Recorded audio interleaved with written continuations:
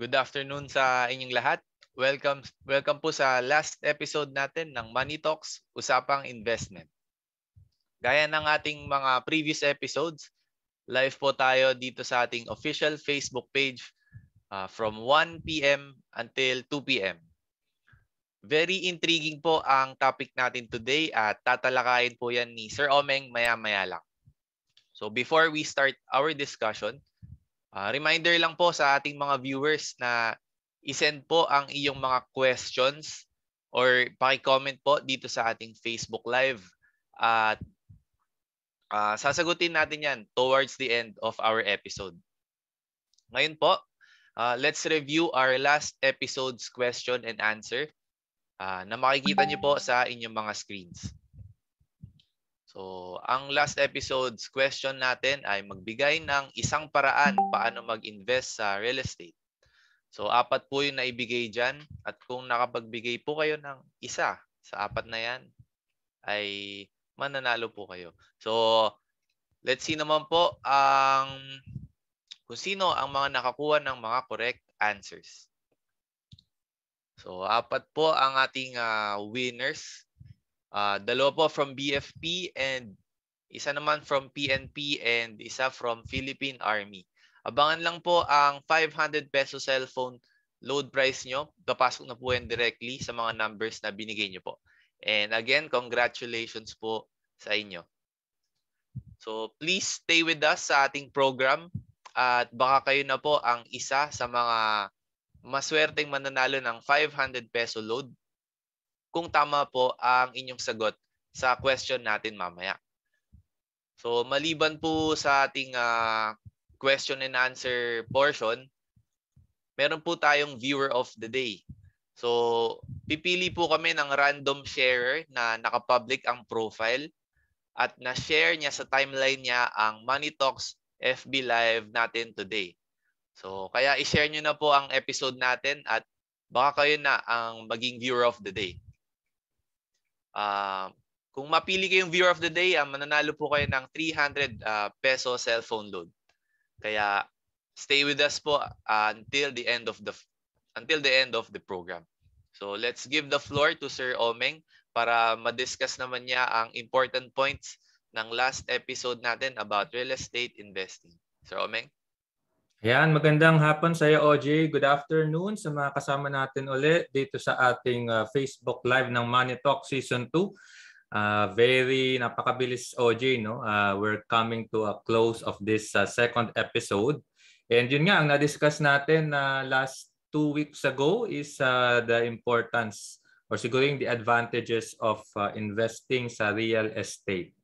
No, ang maiiwan na lang natin siguro dito, try natin i-explore yung opportunities of investing in hard assets. Yan, like mga house and lot, mga condominium, yung iba nagtatayo pa nga ng resort coming from the experiences of some of our members. So, hindi kasi lahat ng tao na may kakayahan na makapag-invest sa mga ganitong opportunities. But for us, if we can find a way to take advantage of this opportunities, malaki yung magiging reward, no?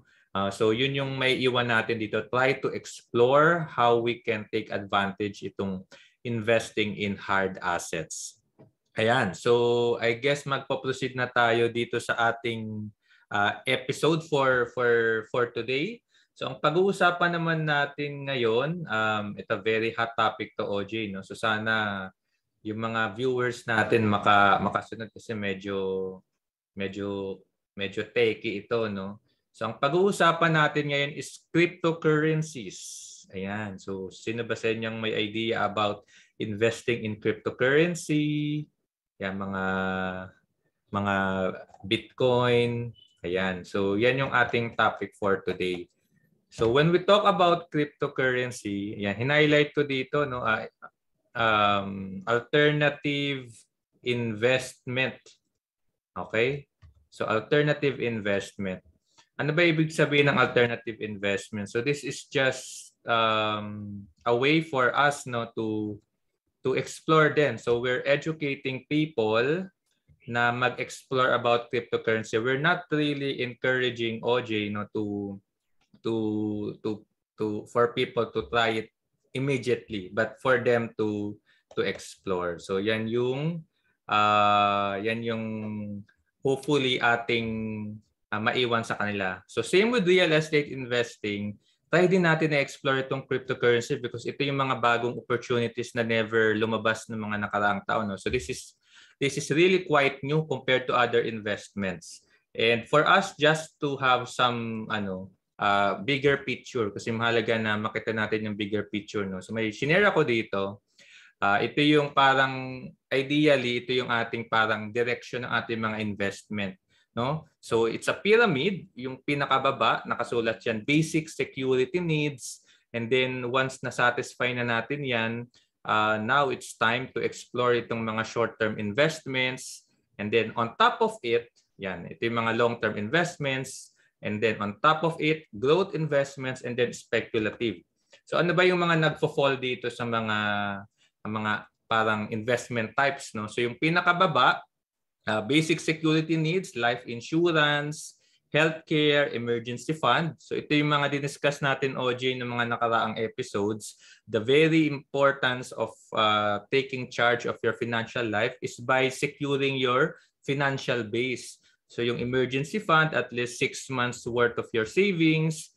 Meron din tayo diyang healthcare coverage, diba? Life insurance. So ito yung mga parang stable source of our financial stability na just in case may mga aksidente or may mga emergency na nangyayari sa ating buhay, which actually does happen. So we are ready. No? Nandiyan yung mga tools na yan. And then on top of it, yung short-term investments, ayan, dito na natin pinag-uusapan yung mga high liquidity savings funds. So yung mga bank savings account natin. Sinama ko na rin dito yung mga time deposits. So mga 90-day deposits, time deposits accounts. So these are available mostly sa mga bangko na nakapaligid sa atin. No? Some in the biggest commercial banks, yung iba nasa rural banks sa mga probinsya. Yan. So that falls under short-term investments. And then on top of it, so kung na-secure na natin yung ating emergency fund and some savings accounts, then pupunta na ngayon tayo sa long-term investments. So under dyan yung mga government funds, government bonds, okay, mga pautang ng gobyerno, mutual funds, retirement accounts, falls also under long-term investments. And then paano yan? Pa-aggressive yan. And then yung second to the last, growth investments naman, mga big cap stocks. So stock market na ngayon yan. Aggressive growth funds, yung mga mutual funds also that are investing in stock market. And then yung pinakatuktok, ayan, what we call speculative. So mga small capitalization companies stocks. So under stock market pa rin pero mga small companies na, no. So hindi na siya yung mga blue chip stocks natin tawag. Yung topic natin for today, OJ, falls under speculative investments, no. That is cryptocurrency, and then yung mga arts and metals, mga venture capitalists. Ayan, so falls under speculative. So hopefully, yung goal ko dito, OJ, no, is to give our audience, no, our members, yung bigger picture na even before we think about investing in cryptocurrencies, which is yun yung topic natin for today, let's ensure na na-cover muna natin itong financial base, no, especially yung mga nasa pinakababa. Okay? So I hope that's clear. And then now we'll talk about yung ating Crypto 101. So medyo kakailanganin ko lang ng more time to explain it. But we'll tackle what is cryptocurrency, the basics of it. Ito yung pinakagusto natin, how to start investing, how to actually earn from it. So bakit naging mainit yung cryptocurrency, especially noong 2019, 2020, in the midst of a pandemic, sobrang bumulusok kasi yung cryptocurrency, kaya ang daming yumaman dyan, OJ, no? Especially from 2020 to 2021, okay, makikita natin ano ba nangyari dun sa price action, magkano yung itinaas ng kanilang investment during that time. Pero babalansehin din natin, no? Ano ba yung mga risk and reward potential dito sa investing in cryptocurrencies because hindi naman lahat is laging panalo, no, sa investing in cryptocurrency. So may mga kwento rin tayo diyan na nalulugi. So it's important na i-cover din natin 'yon para aware tayo ano ba yung risk o ano ba yung parang pwedeng malugi natin when we explore cryptocurrencies. And then we'll end this session with some do's and don'ts. Ano ba yung mga basic tips, okay, basic guidelines when we start tackling or entering into cryptocurrencies. Okay, so let's start the basics. No? Ano ba itong cryptocurrency? So essentially, pasimplihin natin, this is just a fancy term for your money made digital. So isipin lang natin yung cryptocurrency is a digital money. So meron tayong physical money, di ba? Yung mga bills natin, mga coins that we have in the Philippines. Yung ibang bansa, meron din silang sarili nilang currencies, which is, for example, merong US dollar, Japan yen, etc., etc. And we use these currencies to transact with other people and other entities na mga government agencies.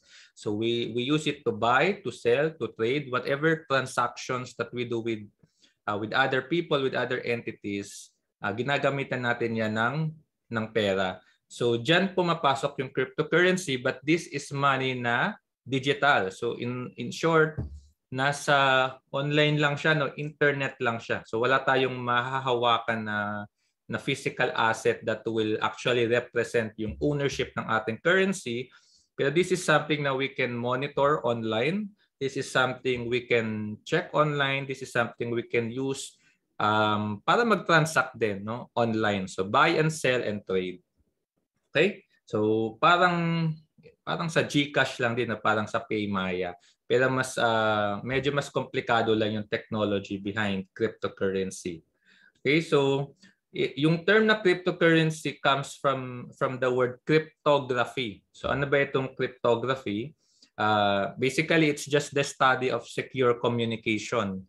Halimbawa tayong nag-uusap, cryptography ensures na yung dalawang party na nag-uusap, okay, sila lang yung may access dun sa kanilang pinag-uusapan. So yan yung gamit ng cryptography. So this is a branch actually in computer science or even in mathematics, no, making sure na secure yung exchange of information. So diyan na ngayon papasok siya dito sa ating use of cryptocurrency. So yung ginamit na technology sa cryptography, yun din yung ginamit na, kumbaga ini-apply siya in terms of financial transactions. Okay, so ganun lang siya. And ang pinakaunang cryptocurrency na lumabas, no, sa ating in our times is yung tinatawag na Bitcoin. So Bitcoin, siya yung pinaka first in the gang nga na tinatawag. Kaya naman siya din yung pinaka sikat ngayon and siya din yung may pinakamalaking market capitalization or yung market value na present in the market.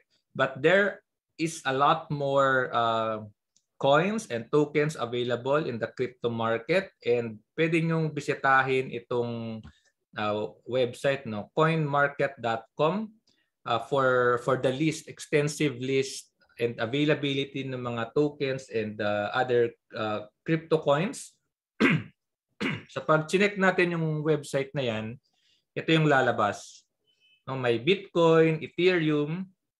Ito pala yung top cryptocurrencies na as of now, no, kasi nagbabago ito based sa supply and demand. So yung first is Bitcoin. So that's a digital currency, Ethereum, USDT, USDC, okay? So medyo overwhelming yan, OG, no, kapag nag-uumpisa ka kasi ano ba itong mga letters nito. But just think of it as like yun nga, parang digital currency, digital money. And may sari-sariling user base itong mga digital currencies na ito. And pwede mo rin yung ipag-exchange, no? From i-convert mo yung iyong Ethereum to Bitcoin and vice versa. Okay? So, ayan. So, other characteristics of cryptocurrencies. So as I have been mentioning, this is a form of digital currency.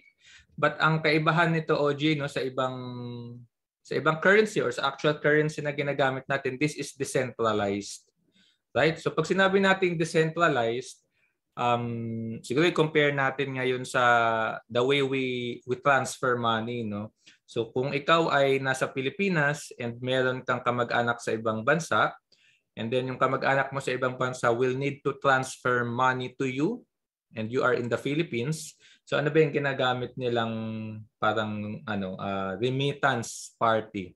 Ba yung iba gumagamit ng PayPal, yung iba gumagamit, nagta-transfer sila sa wire transfer na tinatawag.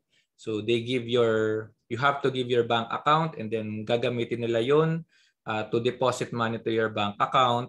Yung iba naman sa mga money transfer agents, 'di ba? Mga Western Union. So, ang nangyayari doon, OJ, is binibigay natin yung ating money doon sa third party. Tapos yung third party na yon, siya ngayon yung nag-i-ensure na matatransfer yung money na yon doon sa intended recipient or receiver. Okay? Now, that is called centralized kasi mayroon kang third party that actually facilitates the transaction. No? So dito naman sa digital currency or cryptocurrency, this is called a decentralized platform. No? Ibig sabihin, wala tayong kailangang third party to facilitate the transaction. So pwedeng diretso na. So kung meron kang kakilala somewhere in the world, no, pwedeng hindi Pinoy. And then meron siyang Bitcoin, meron siyang Bitcoin asset. Ikaw, you can receive also Bitcoin. Tapos diretso na 'yon. Meron lang silang gagawing transaction online and mari-receive mo na yung iyong Bitcoin payment. Okay? So that's the one main difference nitong cryptocurrency. So there's no need for third party entities para makapag-transact. So anong benefit nun? Wala tayong mga tinatawag na bank fees, mga facilitation fees, nakakatipid tayo tuloy.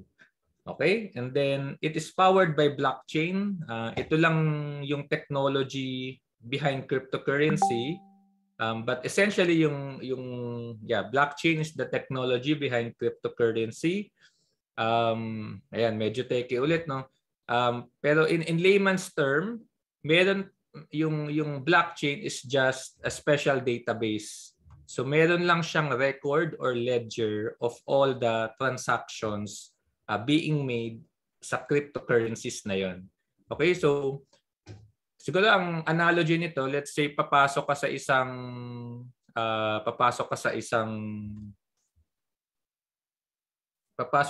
building, no? Pasok ka sa isang building and then normally yung building meron yung guard sa entrance and then meron yung logbook, 'di ba? So meron yung logbook. So before ka makapasok, kailangan mong i-enter yung iyong information, meron kang pangalan, date, time, siguro hingian ka rin ng ID. So yung logbook na yon, that is essentially a ledger of all the people coming in and out of the building. So ganun din yung tinatawag nating blockchain. So blockchain, meron ka lang ding public ledger or list of transactions and all other data, records, tapos immutable. Ibig sabihin, hindi siya pwedeng baguhin. Once nagpasok ka na ng transaction doon, final na yon. So yun na yung magiging basis for the future transactions. So hindi siya yung katulad ng yung analogy ko kanina na logbook. Yung logbook kasi pwede mong dayain eh. Pero sa blockchain, hindi mo siya pwedeng i-modify. Once nagpasok ka na ng transaction, ng buy and sell, eternal na yun, kumbaga. Hindi mo na mababago yun. And because of that characteristic of blockchain, it forms or it establishes yung tinatawag nating sense of trust. No? Walang kailangang mag-validate because yung characteristic nga ng blockchain is yung mga listahan ng transactions, hindi mo madadaya yon, hindi mo mababago yon. It's immutable. Okay? So yun lang yung idea nitong blockchain. And then meron tayong tinatawag na consensus mechanism. Basically, this is just ano yung parang magiging basis para masabi natin na valid yung transaction na i-add natin dun sa blockchain. Okay? So kung medyo nalilito kayo, just think of a blockchain na just a public ledger, public database, no? Just a public logbook of all transactions. And yung characteristic nung ledger na yon is it is immutable. It is protected by its nature and mahirap yun mabago. Mahirap makapandaya dun sa blockchain na yon. And because of that, na-establish yung credibility ng blockchain and hindi mo na kailangan ng third party to actually facilitate itong blockchain na ito. Okay? So that's the beauty of cryptocurrency. And because of that, no, even in the Philippines, I'm glad to see no, yung ating Philippine government is starting to recognize yung importance and benefits of using cryptocurrencies. In fact, meron silang nilabas na advisory. They use virtual currencies, virtual assets, yung kanilang general term, to cover virtual currencies and crypto assets. So may mga announcements sila, so you can check yung website ni, or I think Facebook page ni BSP about how they handle these things, no. But ang point lang nito is if the Bangko Sentral ng Pilipinas is recognizing itong existence, no, of these virtual assets, virtual currencies and crypto assets, it might also be a good idea to look at this kind of financial asset, no? Just make sure lang na nababalanse natin, alam natin what exactly we are entering into. Okay, so that is quite a lot, no? Pero hopefully yun yung basic idea about cryptocurrency. It's a digital currency. It is secured by blockchain. And because of that security, marami na tuloy yung pwedeng paggamitan nitong technology na ito. And yung currency is just one application ng blockchain technology. So mas marami pang pwedeng applications yung pwedeng magawa out of blockchain technology. Ayan. So back to OJ tayo, no?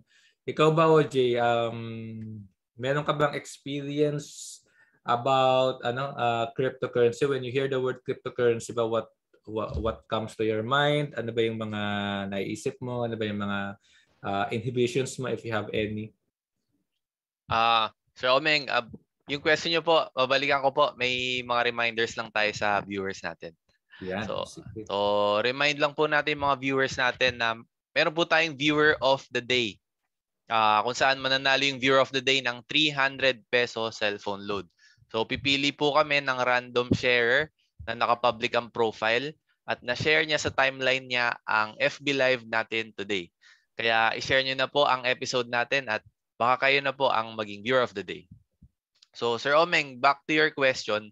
Pag yung una ko pong narinig yung term na cryptocurrency, nababalitaan ko po maraming yumaman dito eh. Yeah. Tapos, yun nga daw po yung transactions, walang governing body. So, tama po ba yun, Sir Omeng? Pag nag-transact ka sa crypto, hindi malalaman yung identity mo kung kanino nang galing yung yung pera, yung cryptocurrency na to. Tapos kung ikaw ba yung tumanggap nun, tama po ba yun? Yes, hindi malalaman yung identity mo kasi wala naman itong pangalan na naka-attach, no? Unlike sa bangko kasi pag binigay mo yung account number mo, the bank will know yung client name, di ba? Pero sa cryptocurrency, mayroong ganong sort of anonymity, no? May ginagamit ka lang na ang pinaka-ID mo, pinaka-identification mo is meron ka lang parang number or string. Yun yung pinaka-account number mo. Pero yun nga, may source of anonymity. And because of that, medyo prone ngayon sa parang hacking, no? Kasi anyone can just come into the cryptocurrency market and then take advantage of other people. So yun din yung kailangan nating bantayan dito sa cryptocurrency. So add ko lang Sir Omeng sa sinabi mo kanina na isa lang siyang alternative investment. Mahirap dito lalo kung baguhan lang tapos papasukin mo ng malaki yung risk na ipapasok mo. So sa mga viewers natin diyan, maganda tong investment pero dapat aralin nyo na mabuti. So, sa mga i-shoutout ko lang Sir Omeng yung mga viewers natin. Si Mina Kalisim from Zamboanga, Daisy Roa, Ricky Banaag, Emerson Barangco, Abigail from Taguig, Joyce Pellegrino from Cavite, Flynn Hans Arendale from Sultan Kudarat, Walter Norsio, Maribel Alcaide, Romeo Charlie from Pililla Rizal, Annalyn Kipanes from Balay Bukidnon, and Master Sergeant Erwin Aramil. So maraming salamat po sa panonood ngayong araw. Sir Omeng, back to you po. Ayan, so maraming salamat nga ulit sa mga nanonood natin. No? So meron tayong viewer of the day. If you'd like to get your chance to win yung 300 peso load, madali lang yung gagawin nyo. Share nyo lang itong live streaming sa inyong Facebook account and make sure na nakapublic nga yung inyong Facebook post, no? Para makita ng ating team yung inyong entry dito sa ating contest. So we will have a random winner for our viewer of the day. Ayan. So going back to our presentation, ayan. So ang next na pag-uusapan natin ngayon, OJ, so this is kumbaga yung practicality na, no? So paano nga ba talaga tayo posibleng kumita sa cryptocurrencies, no? Meron tayo ditong shinare na 4. One is investing. Related to that is yung trading. And then the other one is mining.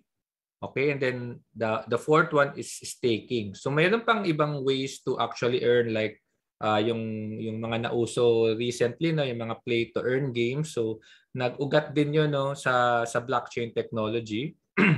Okay, and then meron din play and earn. But itong 4 na sinishare ko, ito yung siguro sabihin nating established, no, general way of earning, participating in investing in cryptocurrency. So let's start with pinagsama ko na investing and trading. I think familiar na kayo dito sa investing and trading because this is not really specific lang sa cryptocurrency, no. Even yung mga previous discussion natin about other assets like stocks and even real estate, mga mutual funds, di ba? When we invest or trade in these kinds of assets, basically we buy it and then we hold it, and then after some time, yung kanyang value is tataas, and then pwede na natin siyang ibenta.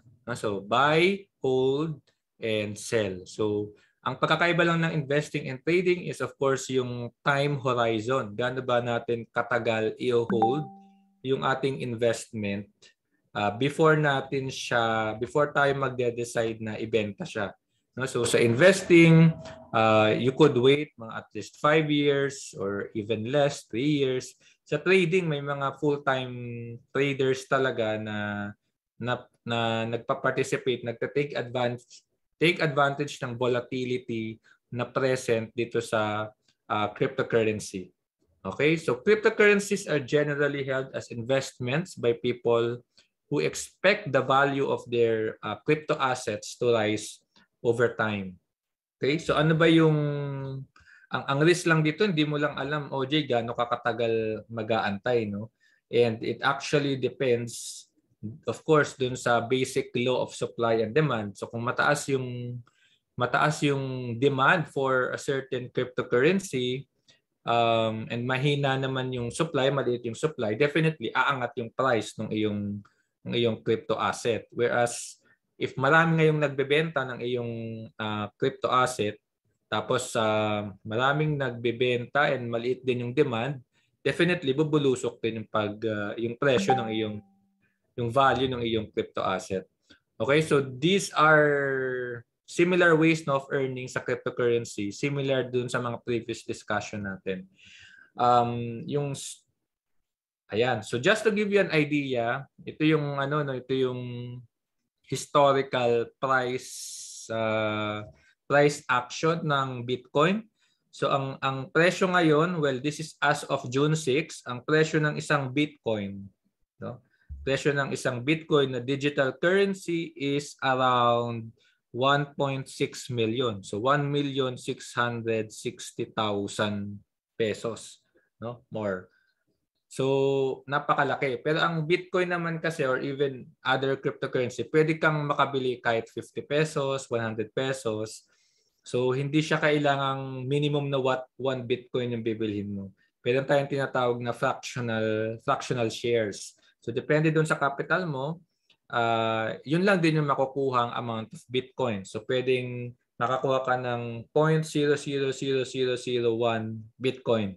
So you are already a Bitcoin owner with that holding. Pero ito yung ito yung price action ni Bitcoin, no? 2019, ko alam kung nakikita niyo sa inyong screen, pero 2019 wala pa siyang 500,000, no? And then umabot siya ng 3 million around 2021.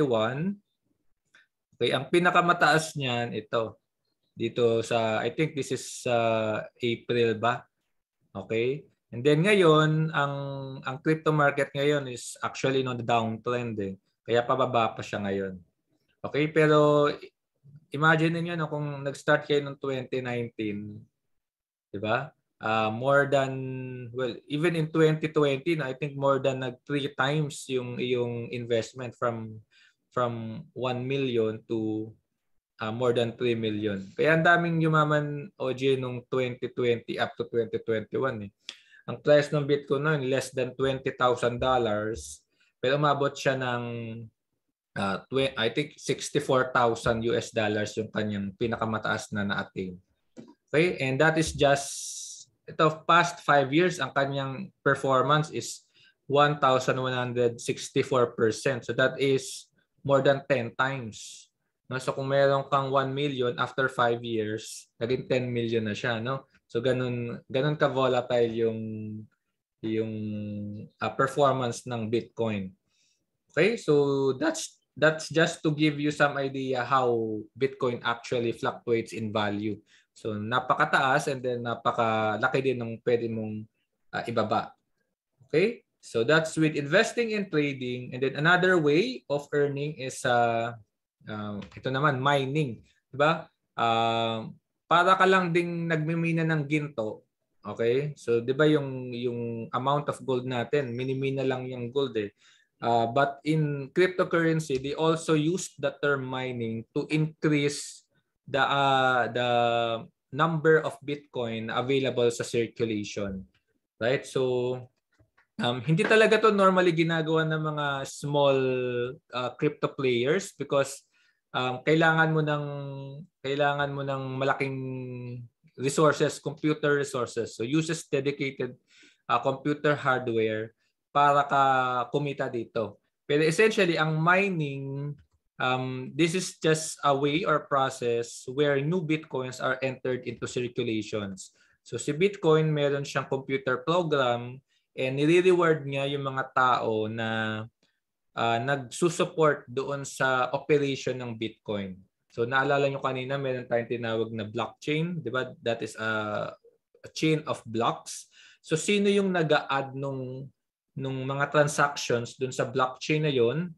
So those are rewarded by the system, by the program, and yung reward na nakukuha nila comes in actual Bitcoins. No? So depende na yun sa kung magkano yung nare-receive nila, 1 Bitcoin, 2 Bitcoin, 3 Bitcoin. Pero even 1 Bitcoin, nakita nyo naman napakalaki ng value niya. Kaya may mga companies, no, or parang mga entities na they form a group tapos they compete dito sa Bitcoin mining kasi malaki din yung reward. Pero over time dahil palaki yung available Bitcoin sa market, over time liliit actually yung reward dito sa Bitcoin mining. So kakaunti lang yung nagpa-participate dito sa mining na way of earning. Okay? So that's with mining, Bitcoin mining. And then yung pang-apat, ito naman yung tinatawag na staking, no? Ito yung problem sa cryptocurrency, ang daming terms, no? Medyo kailangan mong aralin talaga. Pero ang basic idea lang ng staking is this is a way to earn interest on your cryptocurrency holdings. So kung ayaw mo naman na mag-trade, no, buy and sell, pwede naman i-hold mo yung iyong cryptocurrency holdings and then you get rewarded just by locking your crypto holdings. So this is the act of locking cryptocurrencies to receive rewards. So meron yung 30 days, 60 days, 90 days, hindi mo gagalawin yung iyong crypto assets, hayaan mo lang siya dun sa iyong account. And then yung account mo na yon or yung platform na yon will reward you with some earnings in the form of interest. Okay, so para siyang interest sa bangko, but in this case, sa crypto market naman. Okay, and then yung iba can actually earn more than 10% or 20% per year. So sobrang laki nito, no, compared sa pwede mong kitain sa mga bank accounts. Okay, so may mga risk nga lang because your money is in the form of cryptocurrencies. Okay, so ayun. So yun yung 4 ways of earning from cryptocurrencies. We have investing, you hold it over time and then hayaan mo lang siya, buy, hold, and sell. For trading, you also buy it pero you hold it in shorter period of time. Okay, and then mining, mostly this is done by mga groups of people who have a lot of computer resources para makapag-compete with others in supporting the operation of Bitcoin. And then yung staking naman for people na would like to earn some interest income, okay, as a reward for locking their crypto assets, holding their crypto assets. Okay, so may mga nuances pa yan pero hindi ko na i-discuss kasi baka information overload pa kayo. Pero that's how ito yung 4 ways of general ways of earning sa cryptocurrency. Okay? So now, after discussing it, so paano na ba talaga tayo mag-start? After those basics, how do we actually start? So it's pretty similar with investing in stock market. So hanap ka lang ng tinatawag nating either cryptocurrency exchange or pwede ring hanap tayo ng broker, no? So you can participate in investing in cryptocurrency or trading in cryptocurrency by looking for a cryptocurrency exchange like Binance, or some are offering yung kanilang brokerage services. So pwede nyo i-google yung mga cryptocurrency exchange na yan. But here in the Philippines, yung mga normally ginagamit na ng maraming tao, pinakabago dyan is yung Maya, or previously this is PayMaya, no, yung ating digital online wallet. Recently, they also provided a platform if you would like to trade and invest in cryptocurrency. And then we have PDOX, we have Coins.ph. Coins.ph is one of the early adopters of provided as platform to participate in crypto market. So I think even before 2018, nandyan na sila. We have Binance. Binance is, I think, one of the, if not one of the largest cryptocurrency exchange used by people around the world. We have Coinbase, Crypto.com, meron ding eToro. So marami pang iba but you can explore it. And then ang kagandahan lang ng mga nasa listahan na to is marami nang gumagamit. So hindi mahirap maghanap ng resources in case meron kang kailangang maintindihan, no? Because a lot of people are actually already using it. Alright? So itong screenshot na nasa kanan, this is actually coming from Maya, na yung kay PayMaya. So very intuitive naman siya. Nandito yung iyong mga crypto coins. Okay, Ethereum, Uniswap, Chainlink, diba? Solana, Bitcoin, Cardano. And then may buy and sell button. Okay? So ganun lang din. Mag-open ka lang ng account sa kanila. And then you will need to fund it. So kailangan mong maglagay ng pera doon. And then yung pera na yon will be used to buy your first cryptocurrency, no, crypto asset. Okay? So that's kung meron kayong question how to actually facilitate or how to actually open an account, meron namang mga online resources about it. But this is the general list, no, ng mga platforms na yun. And then again, as I mentioned, yung risk and reward potential, no, baka naakit kayo dun sa kanina na times 10 investment in a span of 5 years. Pero Bitcoin specifically napaka-volatile, no. Dito for comparison, yung pound na currency, it only fell 7% after some critical event, yung EU referendum. Yung oils, I think, hindi yan nagfa-fluctuate ng more than 10%. But in Bitcoin, in one day, it can go up by 65%. And on another day, it can go down by 25%. No? And in between, so sobrang laki ng fluctuation. And then as of now nga, so the cryptocurrency market is on a downtrend, kaya pababa to. So this is as of June 6. So 1 Bitcoin is more than 1.6 million pesos. And then we have another chart here. This is Ethereum, also one of the most popular cryptocurrencies. Ang 1 Ethereum naman as of now is 98,000 pesos. Pero yung chart niya, no, sobrang umakyat din siya, sobrang bumulusok siya since last year, pero ngayon it's also on a downtrend. Okay, and then Luna, ito yung pinaka recently lumabas.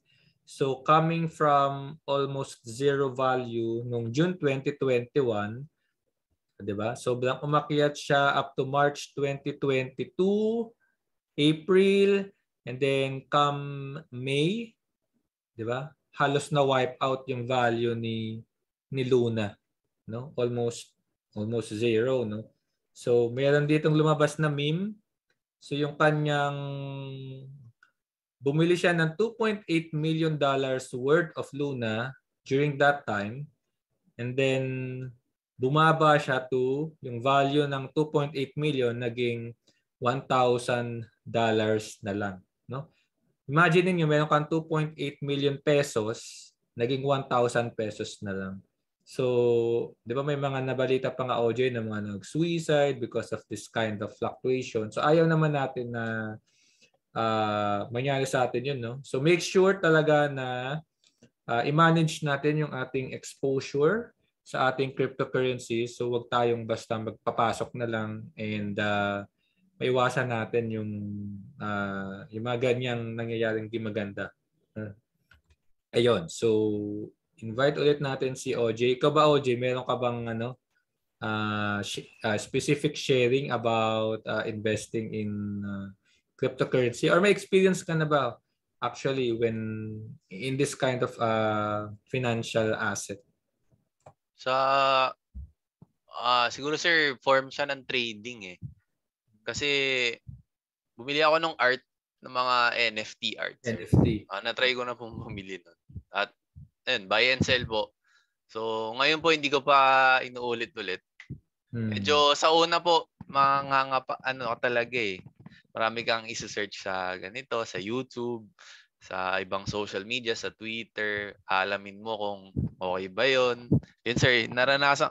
May mga ganun din pong mga arts na parang yung Luna, sir, na medyo mataas yung value niya last month. Tapos pagdating ng sumunod na buwan, sir, zero na din. So, kailangan, din po, kagaya ng sinabi nyo kanina, sir, manage lang po yung exposure. Lalo kung hindi naman sanay sa malalaking losses. Yes. Yun nga po, may mga instances malaking natatalo tapos maabot sa point na naisip na nilang gumawa ng masama. Yeah. That's right. Ayun, sir. So, kayo, sir, ano po? based sa sinabi niyo, sir, parang gusto ko i-try yung staking eh. Kasi hindi naman siya kakain ng matagal na oras sa akin. Gaya po, may work ako from morning hanggang hapon. Pwede po akong mag-stake ng mga cryptocurrency. Mm-mm. Yeah. Yes, sir. So, kayo po, ano pong niyo, sir? May papayo niyo kung ano po bang suited para sa mga viewers natin? Well, yung number one nga, yung sinabi mo, OJ, very important talaga. Manage your exposure, no? I could not emphasize it enough, no? But kung yun, may mga tips tayong ibibigay mamaya. So, as long as we learn how to actually manage our exposure, manage our expectation, and wag nating hayaan yung greed na mangibabaw sa atin, because itong mga tao na to na nag-invest kasi sa cryptocurrency, pumasok yan because may narinig na alam mo yung quick money dito sa cryptocurrency compared sa stocks, compared sa mga time deposit accounts.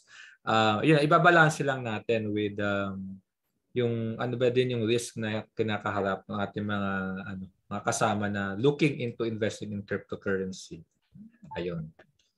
So yung mga na-discuss ko naman na way is pwede naman nating i-explore yan over time, no, with enough study. Yun. Okay, so meron ba tayo dito mga shoutouts pa, OJ, or Meron po tayong isang shoutout, sir. Shoutout po kay Ma'am Jen Malocero from Bulacan. Maraming salamat po for watching. Ayan, thank you sa mga nanonood natin. Again, for those people na kakarating lang, no, you get a chance to win 300 peso load. Kung gusto niyo manalo ng 300 peso load, please share this video, this live stream sa Facebook, and gawin yung public, no, yung sharing post para makita namin kayo. And you might become our viewer for the day. All right? So moving on now to the last part of our presentation. Ayan, so napakabilis, 'di ba?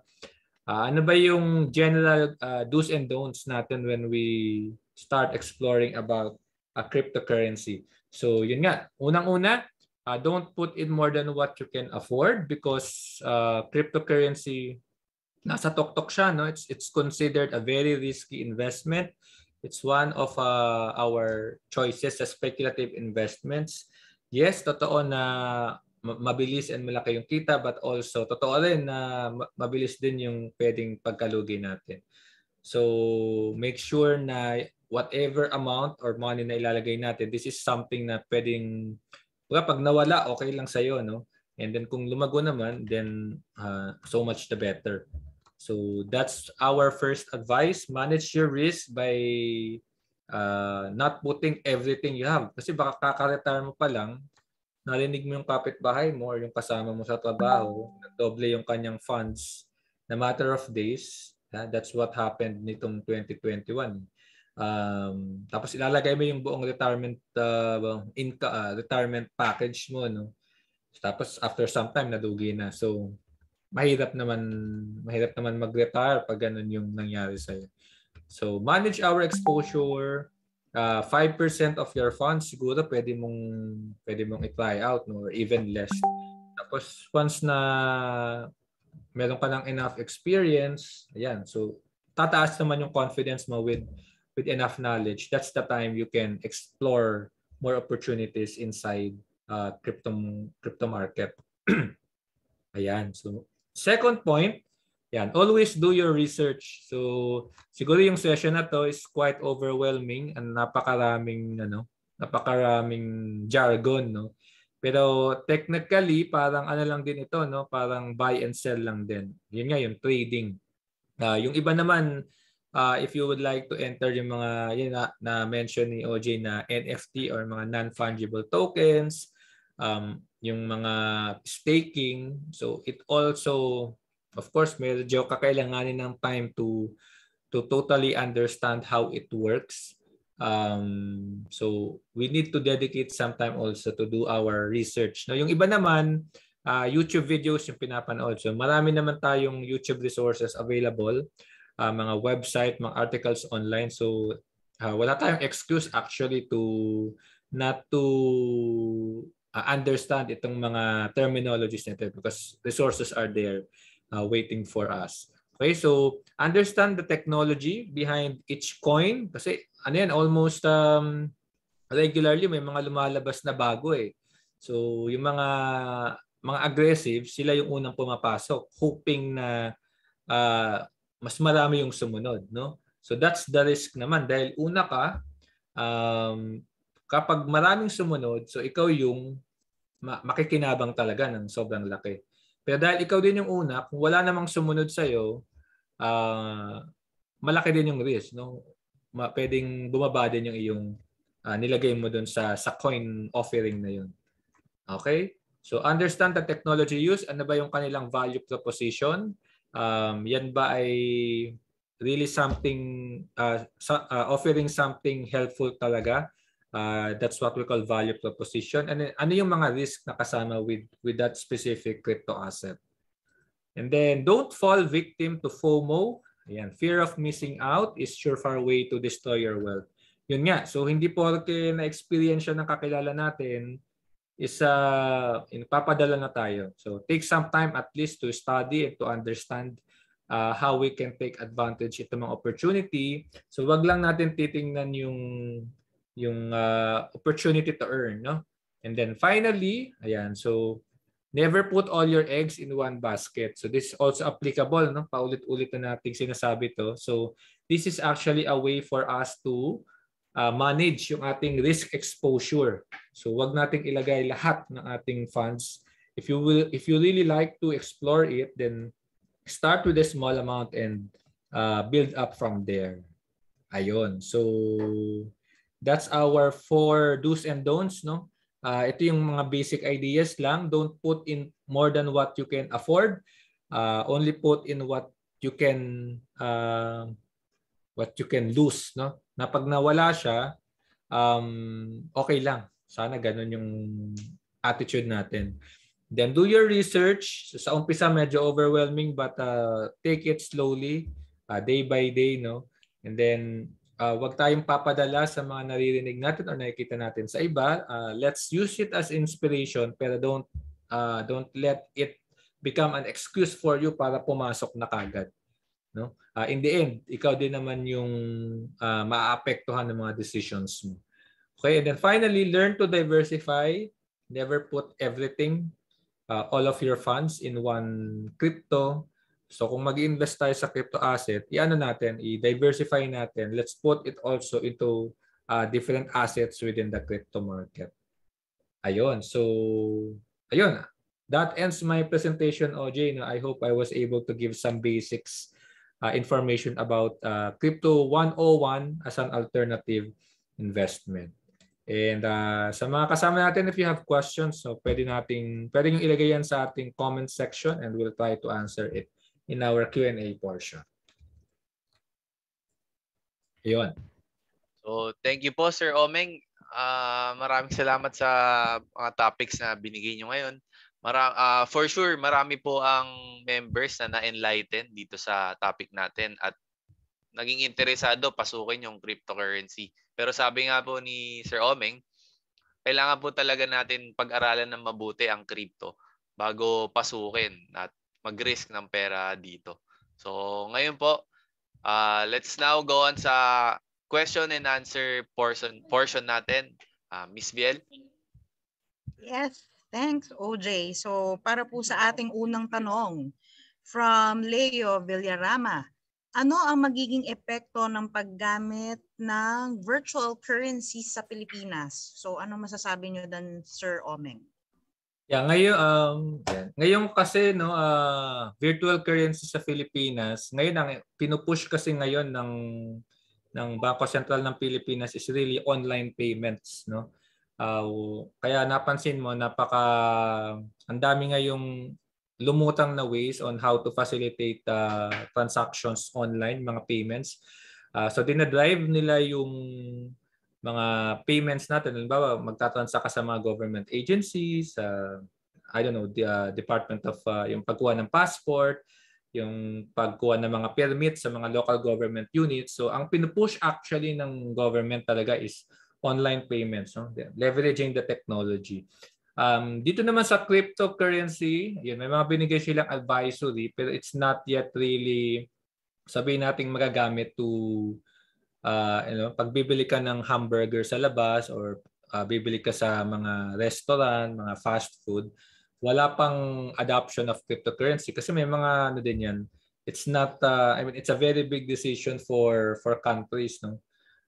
Na i-adapt yung actual paggamit ng cryptocurrency as a form of exchange, no?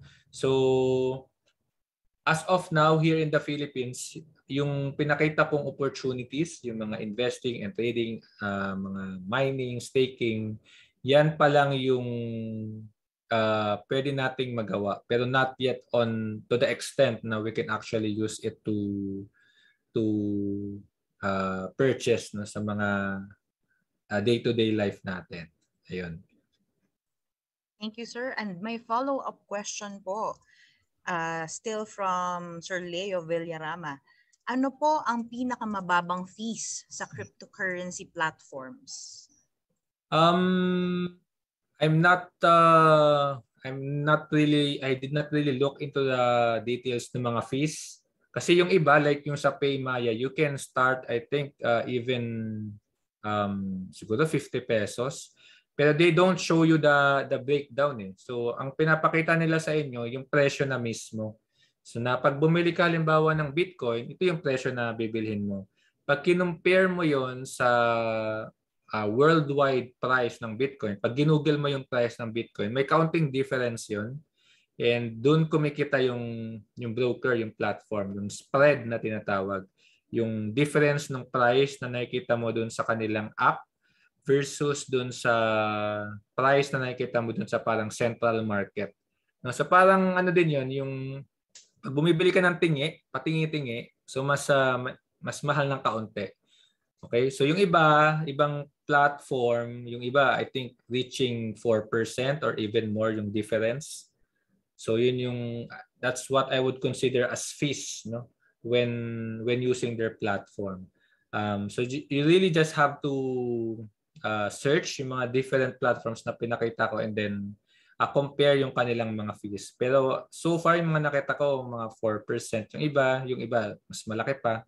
Some are around that level. Ayun. Yes, thank you, Sir Omeng. Moving forward, ito pong question na to is from Miss Joyce Bonagua. Sino po ang mga marerecommend po ninyong brokers for cryptocurrency? One of the leading is really yung pinakita ko kanina, Binance, no? That is used not only here in the Philippines, but users around the world. Ayan. So yung list natin diyan, yung Binance is actually the biggest, one of the biggest, no? Yung Coinbase also, meron lang difficulty for Filipinos to open an account in Coinbase. Coins.ph has been there even before 2018, 2017. And then PayMaya or Maya, ito yung pinakabago. So ang kagandahan dito is sobrang dali na maintindihan. Kasi yung Binance, yung iba, medyo overwhelming yan pag nag-open ka ng account sa kanila, VL. So baka analysis paralysis ka naman. So I would recommend you to look into, if you have the time, you can look at Binance. Pero if you want to just participate right away, yung mga digital wallets like PayMaya, Coins.ph, medyo siguro may trade-off sa fees. Pero at least if you start small, then hindi naman ganun kalakihan yung magiging impact sa'yo. Noted, sir. So ako siguro kung papasok pala ako parang ganyan, PayMaya, pang mga hindi masyadong komplikado para hindi nakaka-intimidate. Yeah. Follow-up question, sir. May mga regulations na po raw ba for cryptocurrency sa Pilipinas? Ngayon, yun nga, no, it's being recognized.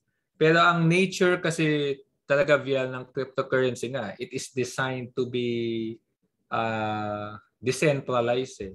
So, di ba, yun yung difference, no? Wala tayong, kumbaga pag nawala nahack yung account mo, wala kang pupuntahang parang Bangko Sentral ng Pilipinas.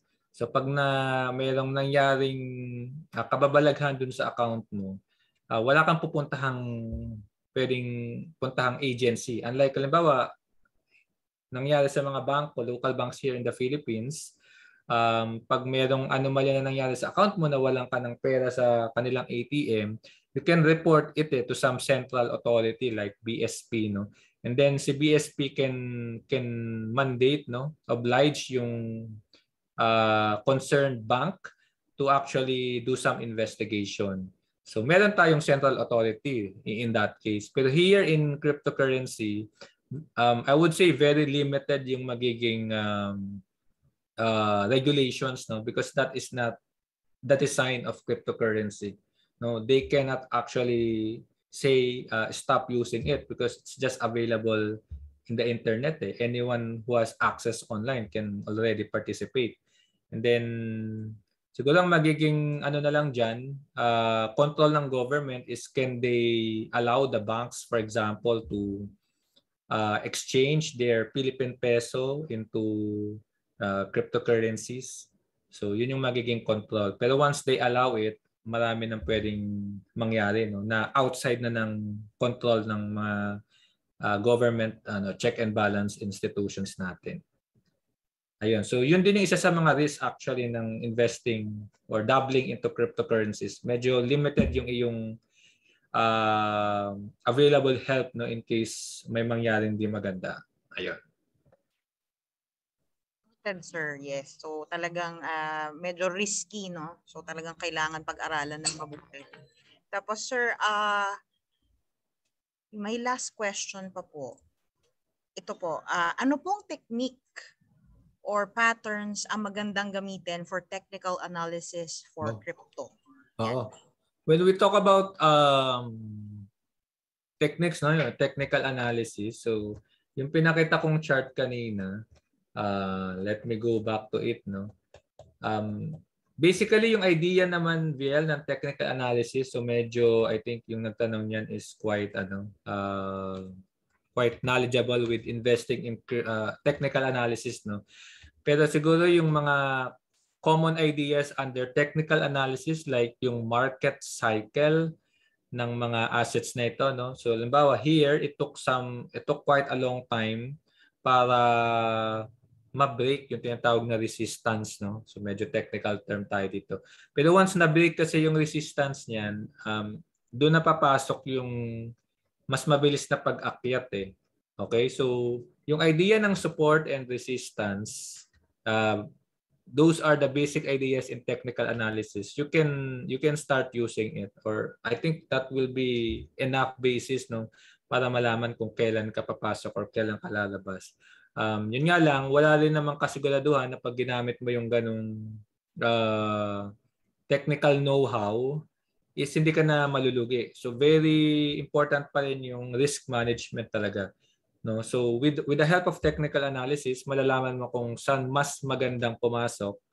Pero walang kasiguraduhan na pag pumasok ka doon is hindi siya bababa, no? Mas malaki lang siguro yung probability na hindi siya bumaba, pero there's no guarantee na hindi siya bababa around that level. So the idea of technical analysis, yung support and resistance, basic ideas like that, and yung market cycle.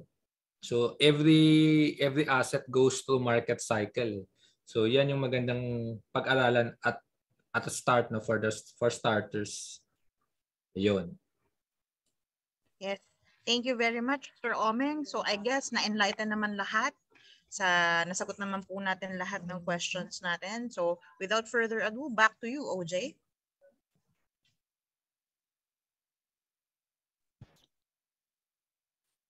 Maraming salamat po, Miss Viel, and sa mga viewers natin na nagpadala ng mga questions. Hopefully na-enlighten kayo ni Sir Omeng.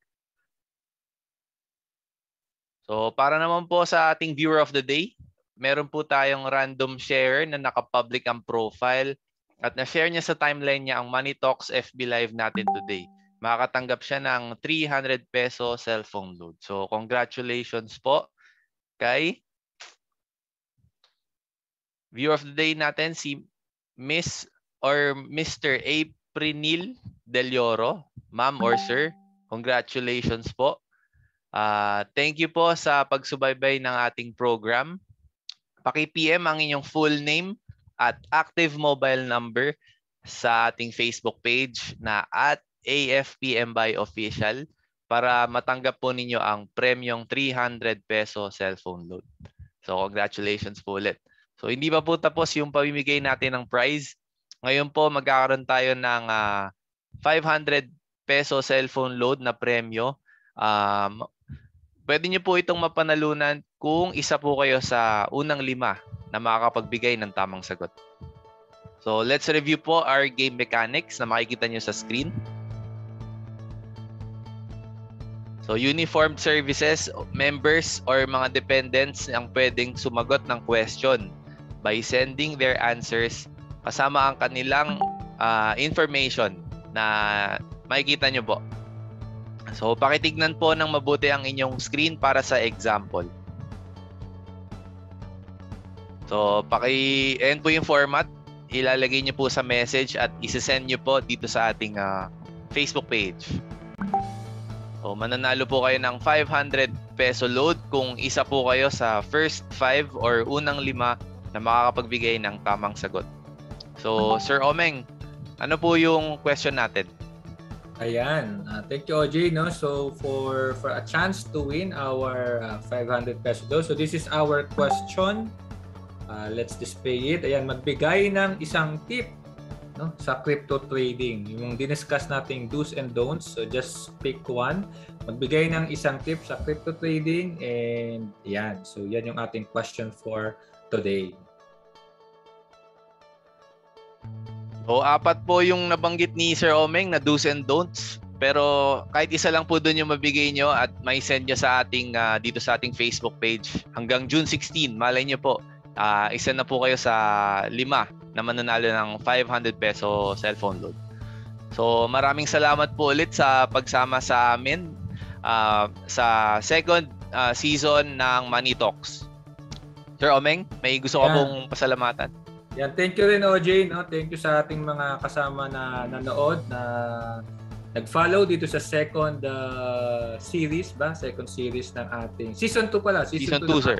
Money Talks. Usapang investment. Hopefully, pwede nyo balikan yung ating mga episode, mga nakaraang episodes. May recording naman yan. So just check yung ating Facebook page ni AFP MBAI.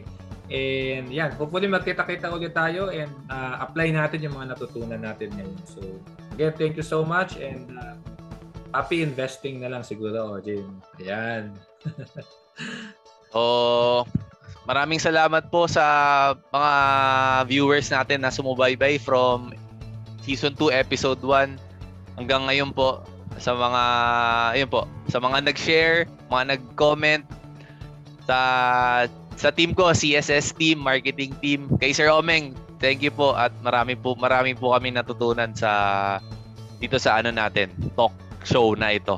So for now, signing off na po muna ang Money Talks, usapang investment.